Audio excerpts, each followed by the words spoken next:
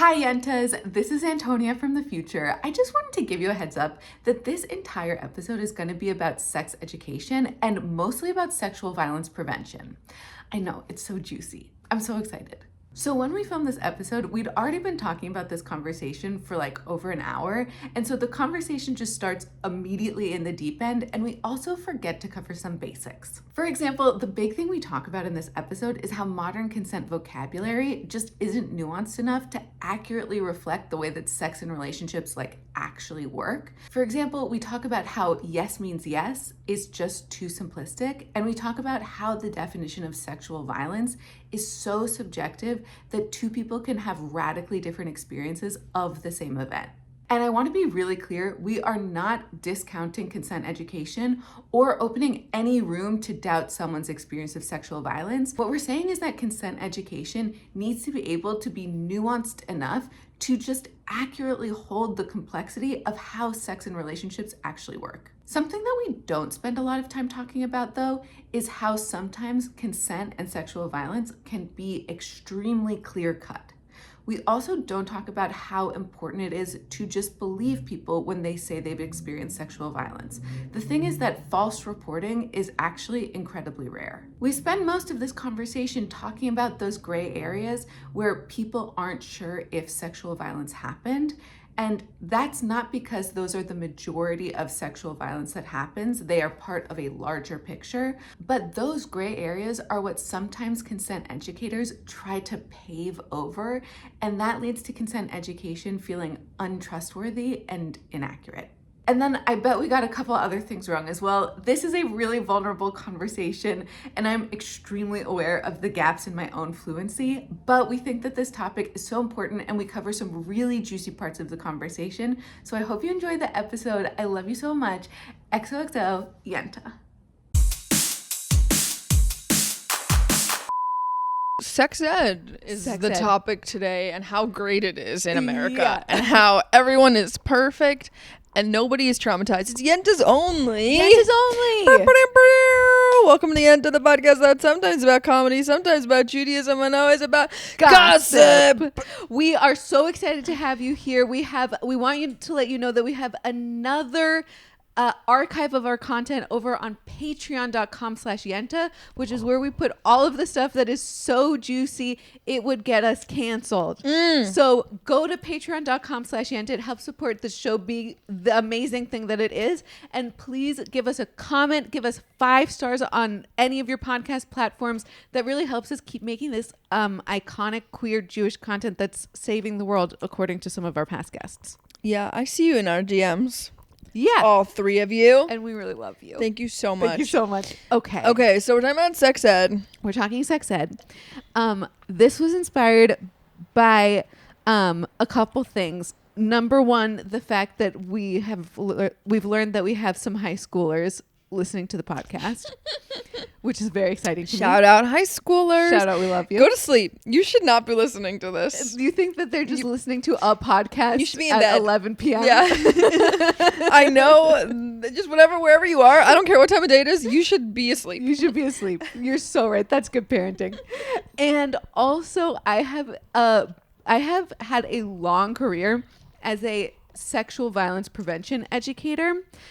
This is like my former life. I toured a comedy show to colleges and community centers that was all about like how to talk about sexual violence and make it funny and make it an experience that is not so traumatizing for all of the people, because like traditional sex ed casts you as either a potential victim or a potential perpetrator, and everyone leaves feeling terrible. Yeah. You know, it's either the world is scary and you're going to be harmed, and maybe even it might be your fault if you do the wrong things and you get harmed. And it might be someone that you know. And it might be someone you know. And like a lot. There's danger at every corner, and if you experience it, that's kind of a little on you. Mm-hmm. Or you are at any minute at risk of hurting someone so profoundly because you could be a monster.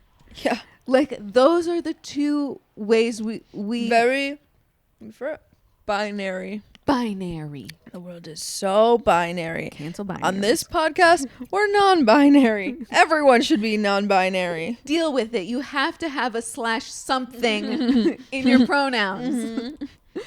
And so I was doing comedy and working with these like sexual violence prevention educators to figure out a different way of doing that. And I did not invent any of this. I was just sort of making all of this entertaining. But there's this big movement of people doing bystander intervention education, which sort of adds a third potential role to that cast of victim, good. Perpetrator, and Bystander.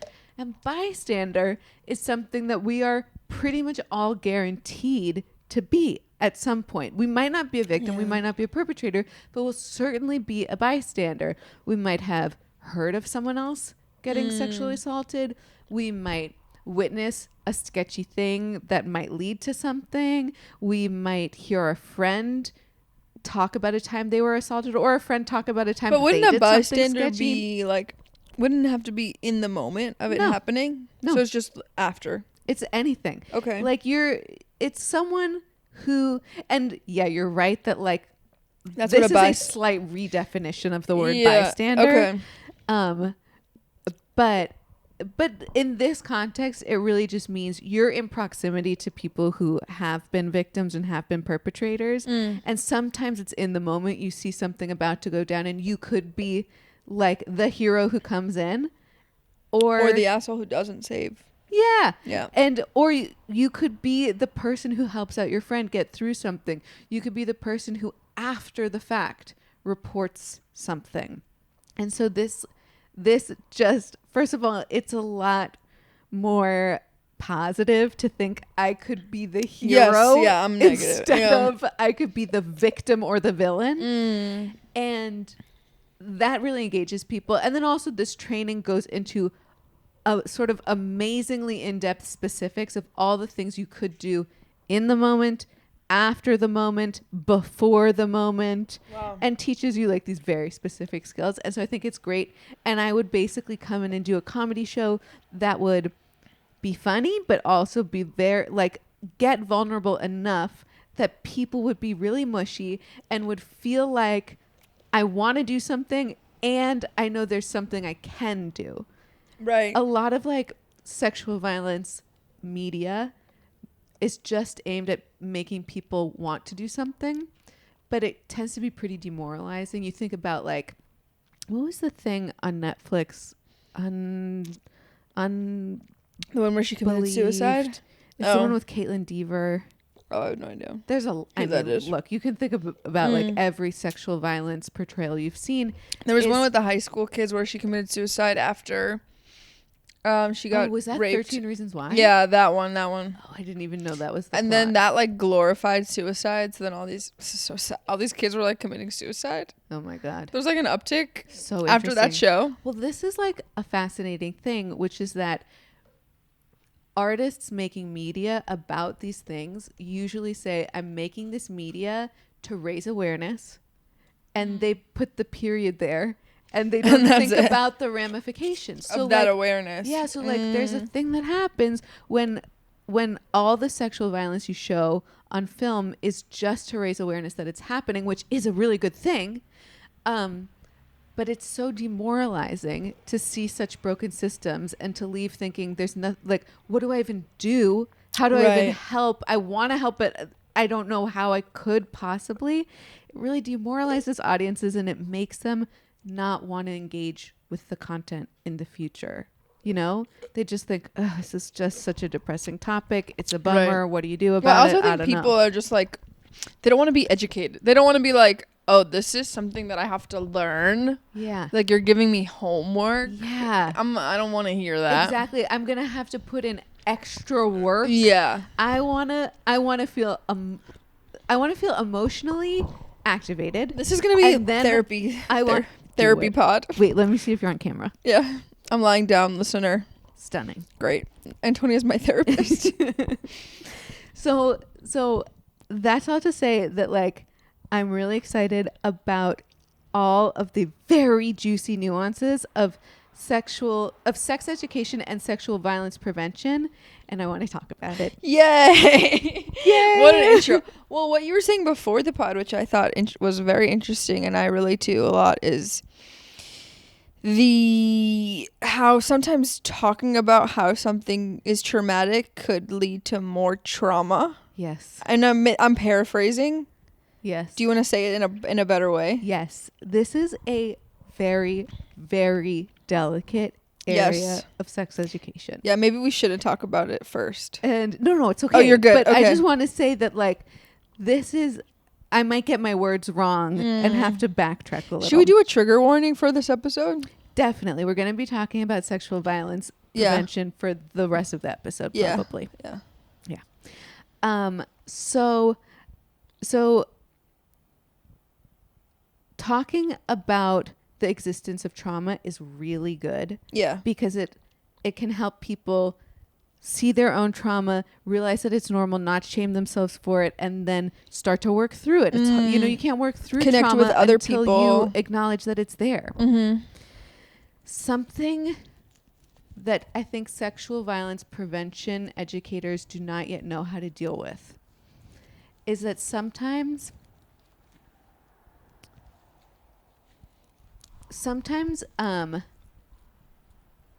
we can label things as traumatizing that are not necessarily traumatizing for everyone. And an example of this is having sex where you didn't actually have enthusiastic consent. I'll give an example from my life. Yeah. Like, I will sometimes have sex with my husband. We were talking about this on Patreon. Patreon.com/Yenta. And we get really graphic there, and it's really juicy. You should look at it.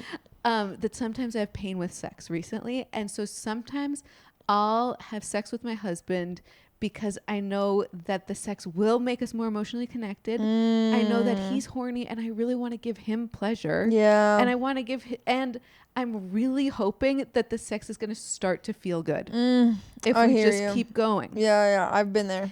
And sometimes I do all of that and I still end up feeling like, oof, you know what? It didn't work. Sometimes we have sex that whole time and I'm like, ouch. Yeah. It didn't feel good ultimately. So right now our sex education is extremely binary. You need an enthusiastic yes or it is rape. That's insane. And that's just not accurate. Yeah. Because in that scenario I just gave, I did not give an enthusiastic yes. I gave a let's try. Yeah. And then I actually end up gritting my teeth through a little bit and pushing through because I'm really hoping that it gets better. And you know what? It didn't, unfortunately. Yeah. Does it get better sometimes? Oh yeah, most of the time. Right. This is a infrequent occurrence, and it's also like you have reason to believe that it will get better. Exactly, because of all the other times that it has gotten better. Sometimes I'm just so anxious about the pain that it makes me only able to concentrate on the pain, then it just never goes away.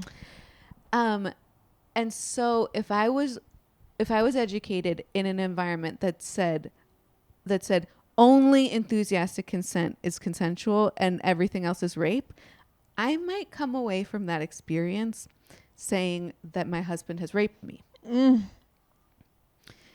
And that is no. That's not because I am the person it happened to. I know I'm the expert on this. I can say definitively that wasn't what happened. Yeah. I can't say that about anyone else's experience, but also the way that we talk about these things and when we acknowledge that things can be traumatic, sometimes that makes us more likely to see things as potentially traumatic. Yeah. And that's a really tricky balance that sex education's not getting right. I think it's sex education, and I also think it's just a lot of different places in life. Yeah. Right now, or in general, but like I think it's very I'll say with like a certain, I think I can say this, and maybe I'll cut it if I have to cut it. Yeah. And just whatever. But like a certain brand of Jew that's like, we are so invested in our own trauma. Yeah. That, not that the trauma's not real. Yeah. But like it becomes everything becomes trauma, and then we can't see outside of our own trauma. Yeah. And do you think I need to cut that? No, I think that's okay. Yeah. I think it's a thing that happens. Yeah. And their trauma is totally real. It's 100% real. But it's like sometimes when you it's really great that they're acknowledging it, because if they weren't, they'd have a whole host of other problems. Yeah. But it's possible they've gone too far on that pendulum and they've lost a sense of balance.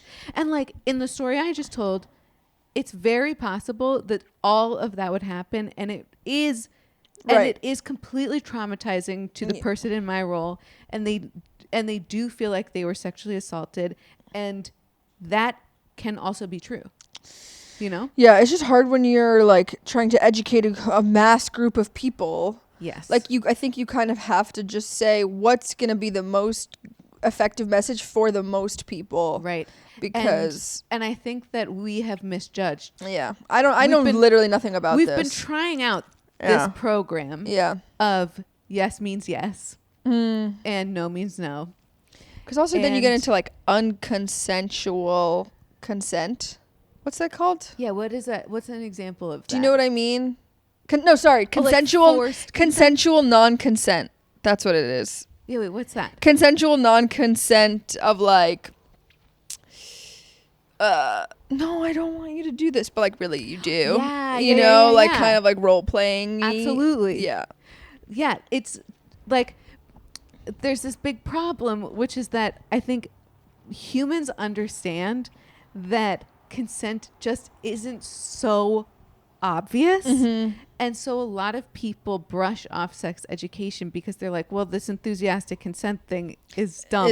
Right. Because look at all of these things in my life that don't align with that. And so that's the population we're trying to reach. What do you do? The population who's like, yes, enthusiastic consent is it. Right. They're doing great, and it is working for them. Because they're also like they are so aware that they like check in 1,000 times, making sure, are you okay? Are you okay? Yeah. You know. So even if it's like not enthusiastic, there's so much understanding that there should be some, like, a lot of consent. Yeah. That if there's not, it's like. Yeah, like there's a whole section of the population that enthusiastic consent is working for. Right. And just like when teaching anything, you need different angles to connect with everybody. Mm-hmm. And this angle is not connecting with everyone. Right. Could it also be, I guess there's two ways that like teaching an extreme could work. Either you teach something so extreme, you teach something in an extreme way, and then like people are like, that's stupid, and then they just like turn it all off. Yeah. You know, this is all I'm bringing it back to Judaism. Yes, obviously. Like you teach someone that like, this is a terrible example, but like you teach boys that you can't masturbate because it's like terrible for them to masturbate. Yeah.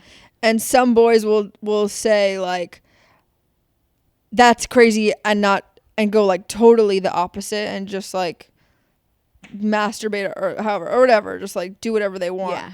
And some boys will feel that and be like, I feel so bad that I'm still gonna masturbate, but just less. Yes. You know what I mean? Yes. Like when you come in. Either way, that's a terrible. I don't agree. That's I think a terrible thing to teach boys. Such a harsh binary stricture. Right. It just makes it harder for everyone to exist because so few people exist in binaries. Mm-hmm. Like, I think when you're expecting that your partner is only prioritizing enthusiastic consent, you could get into a situation where you're attracted to them, they're attracted to you, they lean in to kiss you, you would be into the kiss, except they didn't ask for consent, and then you feel really violated. That's a really interesting place to be. Right. But that's also only because you were told that that's what you're supposed to feel. Right. You're supposed to feel violated. Yeah. And that is a tricky scenario. It's really tricky because the exact same scenario could be like, you're not attracted to that person. They are attracted to you. They kiss you without your consent. You're not attracted to them. You hate the whole thing. And you feel violated. You do feel legitimately traumatized. So you're basically, you have to teach something that the exact same situation could mean either rape or great. Yeah. It's impossible. Yeah. Isn't that crazy? Yeah. And so like I feel like as an educator, I want to figure out what's the difference in those situations. So are you educating people again, or no? But I'm now working on a screenplay Right. to figure out how to translate that comedy work into a screenplay and for a feature? for feature. Exciting. And I'm really excited about it. And Is it based on you, or is it no, Antonia? no, it's not Schmantonia. This is a It's fictional, totally separate. It's a fictional setting on a college campus. Okay, so it's not about a comedian educator who comes in and teaches sex ed to people. No, it's about, should I say what it's about? I always feel like in Hollywood, you're not supposed to say what these things are about. I don't think it matters, but I know nothing. I know, so, right? yeah.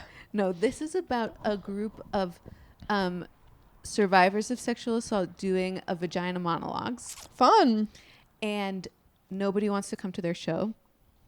Everybody hates what they do, but they're like, it's so important. Yeah. It's so important, but no one wants to come to these shows. They hire an outside consultant. She probably does the PR for Call Her Daddy. And she's like, okay, you need to make rape relevant again. You need to get this campus to care about rape. And so they launch a whole plot to convince all the hottest boys on campus that fictionally, this didn't happen, but convince the boys that their sisters all got raped. Oh my God. That's amazing. So that the hottest boys can lead the charge of rape prevention. And do they? Make rape relevant again. Wow. Make rape great again. And yeah, and they do, and it gets very complex where the guys start becoming the most popular sexual violence educators because they're doing bystander intervention education where they're like, you can be a hero. You can prevent rape. Where all the vagina monologues people are like you've hurt us. You people are evil. And those two those are very different messages. Yeah. And people end up really wanting to go to the dudes Yeah, of course. programs, Wow. not the vagina monologues. That's so funny. I know, right? I would watch that. Right? Isn't that fun? Yeah, I love that. And it's just like, I'm just so obsessed with I'm this. thinking is about like the way bottoms. It's giving it's bottoms exactly energy, bottoms. It's but like farce deeper. bottoms. Exactly. Yeah. Farce. Yeah, like a farce. Oh, Bottoms, like I would a say, is a farce. Like just a farce, as in like not real. Like Are we- farce, meaning it's like the F-A-R-C-E? genre of comedy where Oh. everything is like heightened and a little unrealistic. Oh, I didn't know that was a genre. Yeah, Cool. like Anchorman. Right. Yeah, no, I know. Yeah, Yeah, you know. Fun. Yeah. Okay. I didn't know the name of it. So fun. Yeah, and so I'm just so obsessed with like the ways we try and do sexual violence prevention education and what starts backfiring and what works but has these weird ramifications. Like the dudes become the most popular sexual violence educators, but then that means all the survivors are completely ignored. Right. And they're doing it because for a lie. Because they think their sisters got raped. And they don't talk to their And- sisters about it Well, because their why would sisters they? are in on the plot. Oh, The they sisters are. Oh, they tell agree them. to be like, So they lie to their did brother. get raped. And did any by- of the boys actually rape? were any of the sisters actually raped? No, any of the boys crew. Are they football guys? Yeah, they're gonna be a mix. Okay. It's a mix of hot boys. They're Hot boys. football hot boys. They're gonna Right. be, business school hot boys. Oh. Theater school hot boys. You need Of course. You need a representative Diversity. sample. Okay. So they say they got raped by other guys. Yeah, they're like, this guy In the he's school. now. Well, they don't necessarily go to the college, Oh, it's a They're college. sisters, so it could be anywhere. Got it. It's like this guy who's dead now. But he did rape me. But he's dead, so you can't Come after him. retaliate. Yeah. We don't need to do anything about it. but it happened for sure. Nice. Yeah. And then some of the sisters are like, this is so convenient. I actually was already Right. Obviously. Yeah. Easy. I know this Yeah. episode is just me ranting. I'm happy. I'm chilling. I'm so tired. Okay, perfect. So I think something that we don't talk a lot about in consent is pleasure and attraction. Because if you are feeling pleasure and attraction the entire time, sometimes consent just happens without being spoken. Imagine two people at a bar. Okay, they're both into each other. They're both horny. Yeah. They start making out. They go home together. They have amazing sex. Not once did either of them ask any consent. Right. Right? That's a real world thing that happens. Which I think a lot all of the people time. would say is not the best. Yeah.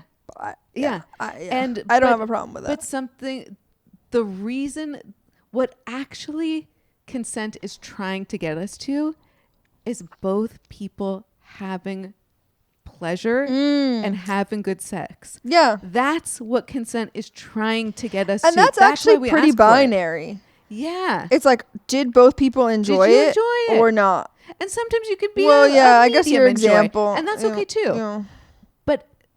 But okay. This is my big rant about consent, is that a lot of people are taught that the reason consent matters is because it prevents you from being accused of rape. Accused? Yeah. Interesting. Yeah. The reason I'm asking you for consent is so that I don't accidentally rape you, or so that you don't say that I raped you. Right. You know what I mean? I guess that's like, if you're coming from the, like, that perspective, like, throws me off a little bit, because I feel like it's not about being accused. It's just about, like, not doing it. I agree. But the with accusation you, but comes I think, like, oh, everyone's being Me Too'd now. exactly. And this is a very common perspective. You need to get consent so that she doesn't accuse you of rape. Right. And it's like yeah. You know, I just watched this great video of this coach. He was like yelling at all of his football players, and he was like, yes means what? And they're like, yes, because you don't want to, because do we want to rape women? No. Like, it was this very black and white thing. And I was like, well, this is a great example of the reason consent is important, is so that you don't rape someone. Yep. That's huge. Okay. And that means that your intentions with getting consent are, so I don't rape this person. Right. And if you think to yourself, I'm never going to rape someone, I would never violate someone's boundaries, then you think, oh, I don't need to ask for consent. And almost everyone thinks, I would never rape someone. And then that leads to a lot of sticky situations where you didn't ask someone for their consent, you didn't really agree, and you do cross boundaries. But I want to reframe asking for consent as the reason you're asking is not so you don't rape someone, but so that you give them the best sex of their life. You're asking for consent so that you can be a good lover. Yeah. You know, you're asking for consent so that they can have great sex. Right. It's a positive framing instead of a negative framing. Exactly. And so it's like the mitzvahs, you know, it's very different for you to be like, I'm not going to do something versus I'm going to do something. I heard that with also why like men should vote for Kamala is like, you know, it's not about like telling men they're not manly enough if they vote for Trump, but it's about the most manly thing you could do is vote for Kamala and protect women. Be your natural manly man and protect women from the vicious Trump. Oh my God, that's so brave. No, but I think that's a really good reframing. Yeah. And sure, it is. It's so gendered. It's sometimes hard to make these concessions because you feel like I shouldn't have to make this guy feel like a hero just for voting for a woman. And you're right. You shouldn't have to. But also, it's a thing that works, and it gets both of you to a place that makes you feel better. And everybody comes at the end. Yeah, and everyone comes at the end. Wins. So why not try it? Yeah. So now my question for you is, the big debate I hear a lot is, do you think it's sexy if they ask, can I kiss you? I think it can be done sexily for sure. But I don't do it. Yeah. And I'd rather not. It's not my go-to, but I think I think it can be very sexy. And I do agree consent is sexy. I think it is hot.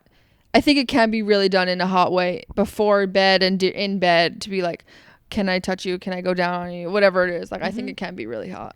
And I also just want to validate that, like, sometimes saying, can I kiss you, is not sexy. Sometimes the way we're trained to ask for consent, that's not sexy. Is not but hot. It can be. But it can be hot. And so what I'm curious about from you is, what are the ways that you know that you have the go ahead, or that you get it without saying something like, can I kiss you? Both with kissing and with having sex. Well, with kissing, like if I'm out with someone and, you know, they're leaning closer in, we're touching each other a lot. Yeah. Usually it's pretty obvious if they want to kiss me. Yeah. And then I'll lean in, or they'll lean in because I made it obvious. With sex, usually it's like if they come over and they're in my bed. And I know that's not a fair assumption. No, I think it is totally fair. Oh, actually. It is? Okay. Because like you could be in my bed and not want to have sex. Definitely. Yeah. But I think, like, we're getting to something here, which is that, like, there's some education that would teach us that that's not a fair assumption.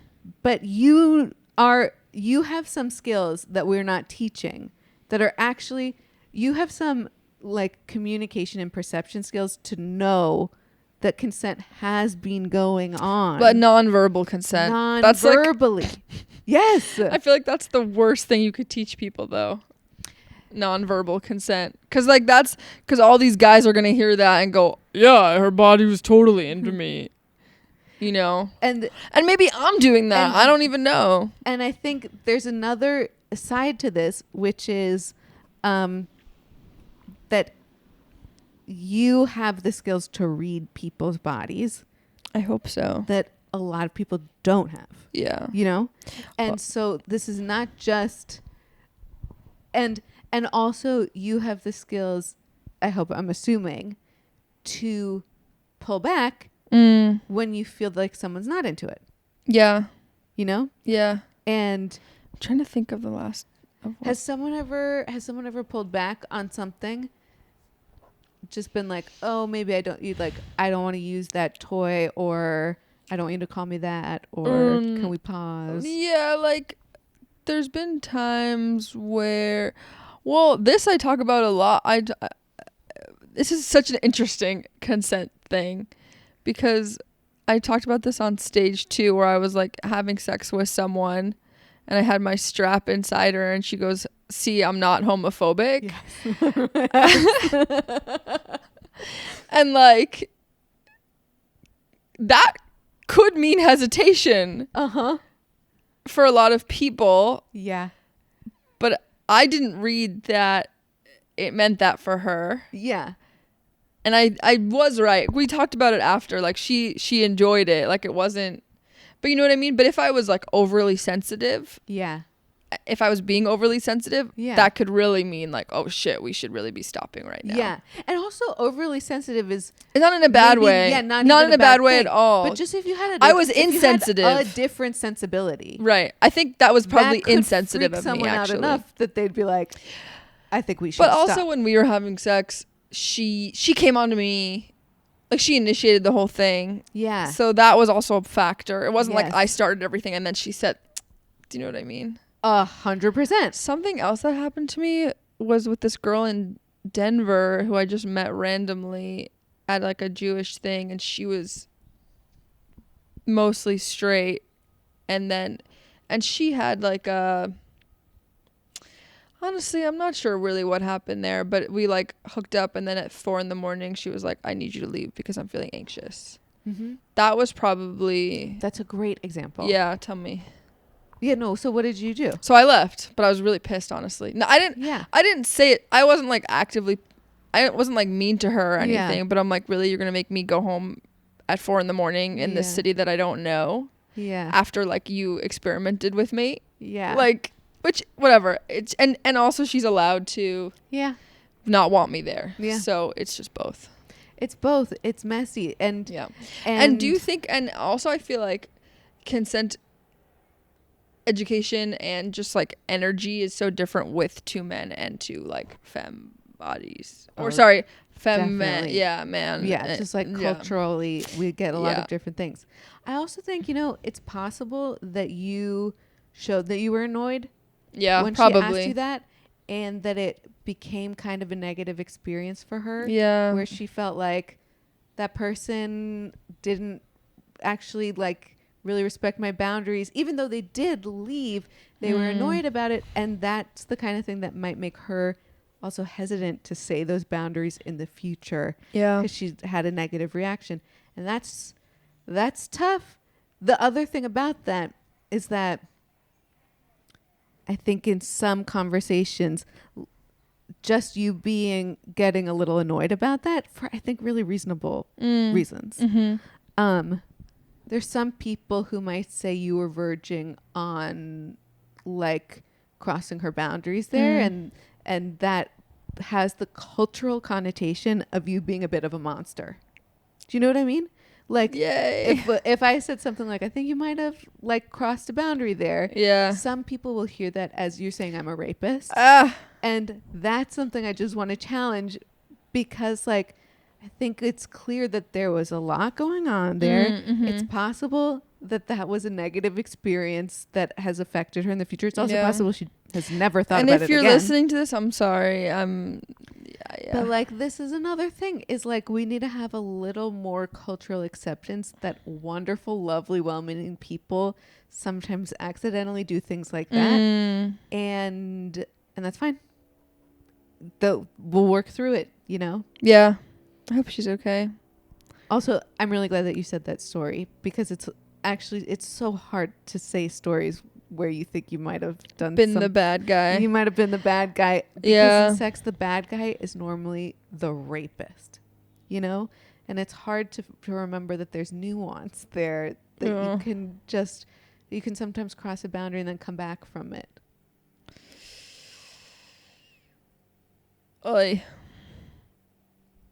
And also, maybe she's not thinking about it anymore. Should I text her?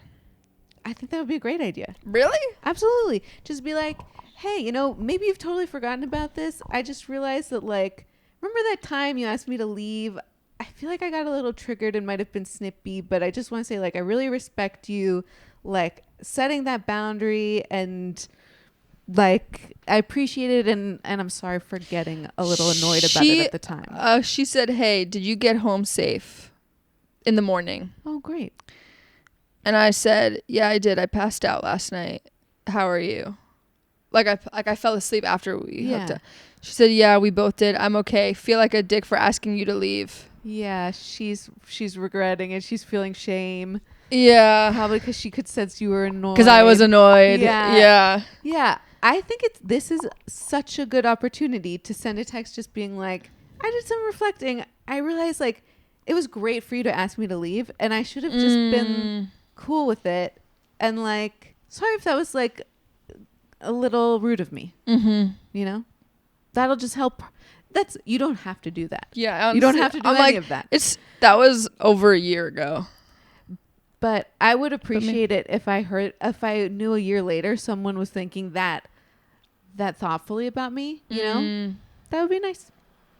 Listener, write in. Yeah. Should I message her? Help me figure out my life. Yeah.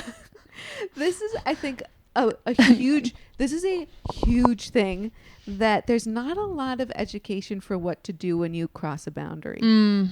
when you do actually cross someone's boundary, because we have this education that's like, as soon as you cross a boundary, you've committed sexual assault. Yeah. And you deserve to go straight to jail. So we really need to figure out how to talk about accidentally crossing a boundary and where to go from there. Stay tuned for part 2 when we figure out what to do when you cross a boundary. Yeah. Like, oh my God. I was just thinking about, Artem and I were talking through this. We love to come up with fictional examples, but imagine a man and a woman are having sex. The woman feels some like vaginal pain at some point, and she's like, ow, stop. The guy, I think this could be a possible reaction. One possible reaction is the guy is like, get over it. Like, come on, we're having sex here. You're getting in the way of my orgasm. Like, just let me fuck it out. Come on, push through. And also being like, I'm not the kind of person who would hurt someone. Yeah. Yeah. I'm not the kind of person that would hurt someone. And then they get triggered by her being like, ow. And they're like, what's wrong with you? Right. I would never do that. I would never hurt someone on purpose. I think this is a you thing. Okay. And then the situation devolves from there. You can see exactly like the ways it could devolve. Either he keeps going and she doesn't want him to, or he stops and he's like, that's your fault. Bitch. Yeah. You're a bitch. Yeah, you should be into this. Yeah. Yeah. I think this is a possible scenario. Another reaction to that exact same scenario is she goes, ow. And he goes, oh my God, what can I do to make you feel good? And then they just keep fucking and it's a great night. Yeah. So that sounds like the better one. It's a better one. But it's like, what do you do when you get that ow? Or let's say he slaps her. Yeah. And she's like, I don't like to be slapped. Right. I feel like that feels more concrete for me. You can just be like, oh, I'm sorry, and like not do it again. Exactly. That's but that I think you don't have to like stop sex for that. Or do you? Yeah. No, of course not. You could just be like, oh, sorry, and then keep going. Yeah. Easy. Yeah. But there's some people who would get so triggered by someone saying, don't slap me. For a lot of reasons. Oh, the person getting triggered. Okay, interesting. The person doing the slapping gets so triggered by but being also told to stop. the person who and the person who could also be really triggered by telling them to stop. Definitely. And maybe the person shouldn't keep going. Definitely. Yeah. Definitely. And there's some people who wouldn't like the slap, but would have had experiences with partners who, when they told them, don't slap me, that partner got mad. And so then they want to say, don't slap me. Right. But they're worried that the partner's going to get mad. And so they don't say anything. They clam up, they pull back, and it ends up being a really unpleasant sexual experience. Oh, and that's so crazy. Right. And there's some people, me, yes, who like to be slapped at some times, yes, but other times really do not want to be slapped. Same. And then has to say, this is not the time I want. And it is very confusing. It's very confusing. Yeah. And our current sex education is not meeting those needs. Yeah. Because absolutely none of this fits into a yes means yes, no means no. And also like teaching someone all of these nuances whose frontal lobe is not fully formed is hard. You can't. It's literally impossible. They can't get it. Here's my pitch is I think more time in sex education needs to be spent on how to be a good lover. Like pleasure. How to give your partner pleasure. That's so funny. Because they should teach that in school for sure. This is how to do cunnilingus. No, I mean that's good I don't sex know. education because that's what I'm saying is consent is to get us to having good sex. I know. And part of how do you be a good lover is implicit in that is that you respect their boundaries and you get consent. Yes. And and I don't know if a classroom setting is okay, good. Yeah, all right. of course. Oh, wait, I'm thinking like a school. There's no teacher in a school who's qualified to teach this. There are very few humans on earth who are qualified to teach your this. elementary school teachers are good at cunnilingus. Oh my God, no. And it has to be age appropriate. You can't teach a 5th grader. Right. Or sorry, not elementary school. Their lover. College. That's insane. Even college. This is why I think we need artists to step in and start meeting some of these needs, because stuff like porn or like videos that you watch in private could meet some of these needs. You know? Yeah. That could be where people are getting more education, and they have to be artistically good and hot. And people have to be convinced that the best thing you can be is a good lover. I love it. The best thing you could be is a good lover. Yeah. Let's end the podcast. Okay, great. On that. Thank you for letting me rant. Thank you for this beautiful podcast. Oh my God. I loved it. And I can't wait to hear more about your screenplay. I'll tell you everything. And the continuation of this conversation in future episodes, which I'm sure we will have. Yeah. Okay, cool. Okay, patreon.com/Yenta, Ray Schiller. Go to Patreon, subscribe to the Patreon. It's so good. If this comes out before November or before October. It's October 20th. No, let's not say what date it is. November 30th. I'm in Vancouver. Yeah, it'll still be up. November 30th, go see me in Vancouver. Over Christmas, I'll be in London and at Limoud, and in January I will be in Berlin. What's in Berlin? The Hillel, Berlin Hillel. Bro, we're talking through it. I don't want to say actually specifically because we're still figuring out details. But that's amazing. That's so cool. Okay, bye, Yentas. Bye, Yentas. We love you.